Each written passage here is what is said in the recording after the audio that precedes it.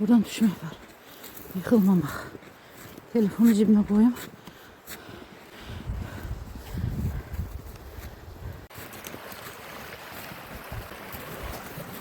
Geçin görüm hadi. Çekim sizi hardan getdi? Görmedim axı. Hə, keç. Ama dikkatli olması gerekiyor. Keçirəm mən də, keçirəm. Stop. Bismillah. Hoppa. Hoppa, getdik.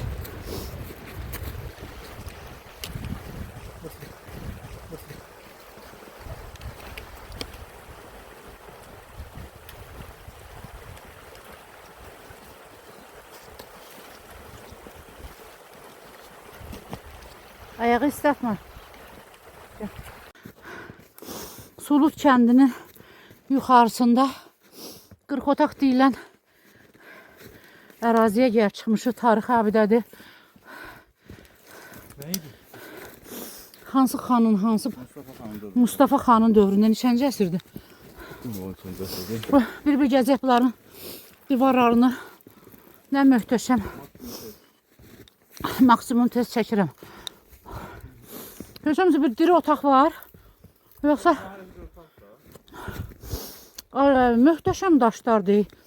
Bunun üçün tərtib. Oy. Bu 40 otaq deyilən bir ərazidir. Əgər 40 otaq ərazidə bu tüz bitirsə, bunun 1000-dən çox yaşı var. Bəlkə də 1500-2000 yaşı var. Значит, bu ərazi çoxdanan ərazisidir.